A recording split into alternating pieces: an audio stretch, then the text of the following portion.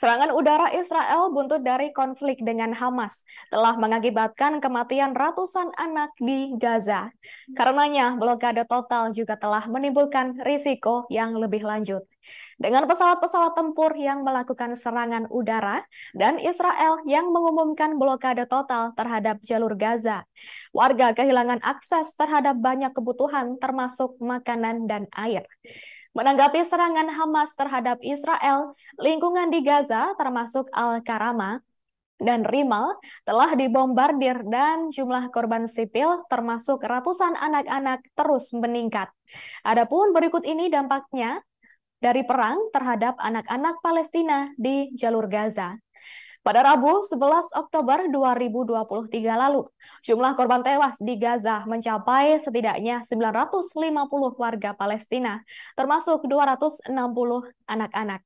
Bahkan Pusat Informasi Kesehatan Palestina melaporkan bahwa 10% dari 3.726 orang yang terluka adalah anak-anak.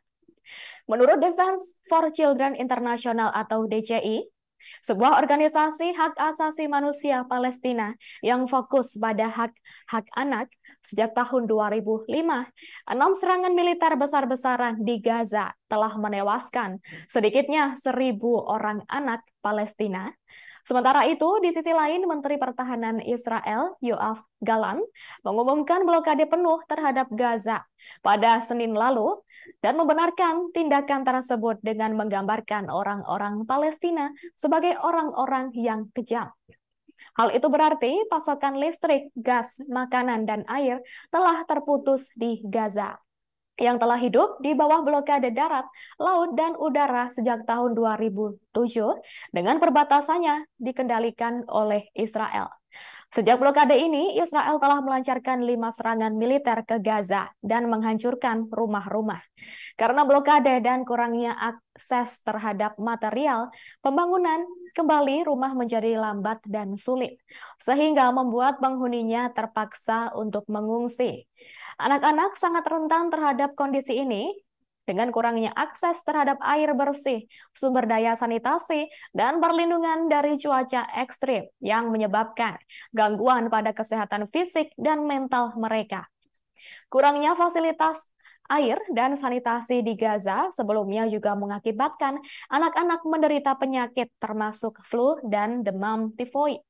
Lebih lanjut, menurut laporan Save the Children pada tahun 2022, 4 dari 5 anak di Gaza hidup dalam depresi, kesedihan, dan ketakutan. Sementara lebih dari setengahnya berjuang dengan pikiran untuk bunuh diri. Anak-anak di sana juga mengalami trauma menyaksikan kematian anak-anak lain.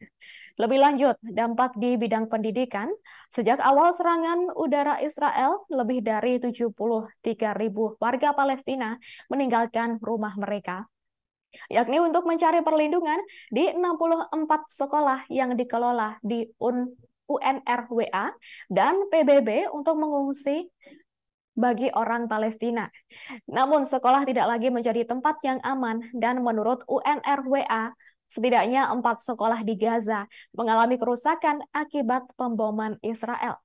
Pada Selasa lalu, sekolah Al-Fakura milik Yayasan Education Above All atau EAA dihancurkan di tengah serangan udara. Download Tribun X sekarang, menghadirkan lokal menjadi Indonesia.